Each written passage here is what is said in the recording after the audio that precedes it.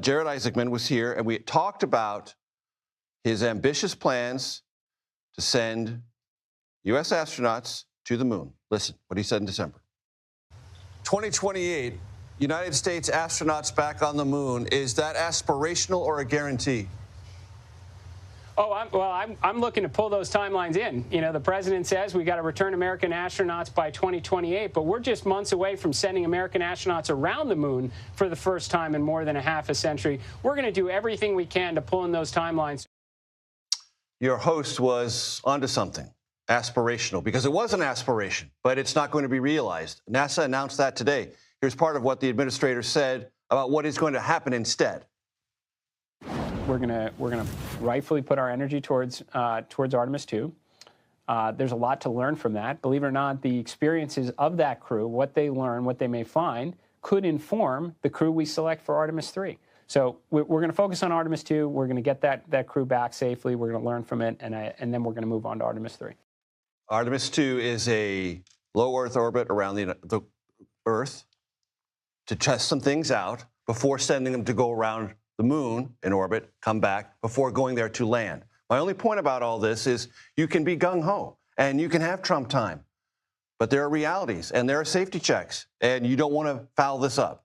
Of course. And but how refreshing is it that we have an administration that is aspirational and ambitious while also being realistic? Juxtapose that with, when we had astronauts languishing in space for months in the previous administration. So now that we're getting at the International Space Station. Right. But so now that we're getting back on with our right footing, and you want to bunch up these missions so that you have better certainty, better frequency in a shorter amount of time rather than spacing them out. It's a good idea. Yeah. But Laurie, even when last December, the reason I asked that question was plenty of scientists were saying, you're not going to make it.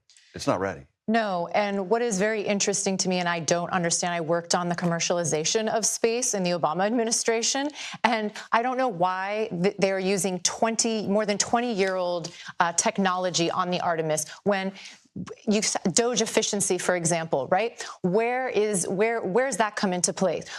Did you know that Speaker Johnson invited all 4 of those crew members to the State of the Union the other night? And notice that President Trump didn't speak about that mission once. All he talked about was Space Force and the fact that it costs $4.1 billion for one mission to land on the moon. When we can do that, half the cost, it's much more safer, it's much more efficient, and it's going to cost a lot less. And I don't know why they're choosing to go this route. I don't know, maybe there's contracts being handed out, but if I was a member of Congress, I would haul Isaacman in front of Congress and ask him to enlighten us on this.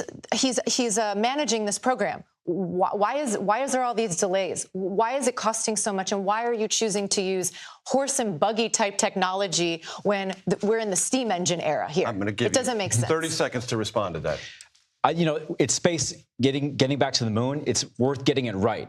Like President Trump, he wants to put on a show. He wants to display, America's might for the whole world. And he wants to go to Mars. And he wants to go to Mars, right? So it's worth getting right. And so if there's a slight delay, and make sure that we have an excellent mission, it's worthwhile. But to Laurie's point, now we know why there was no mention of it in the State of the Union, because they knew this was coming. They probably got some internal flags. It wasn't going to work. I'm on emails, okay, Major, and I get these from Artemis is Lockheed Martin, right? I get emails that go into details about safety issues. Laurie, that's going to have to be it. Laurie Watkins, great to have you here. Thanks so much. Mark Bednar, also great to have you here. Thank you very much.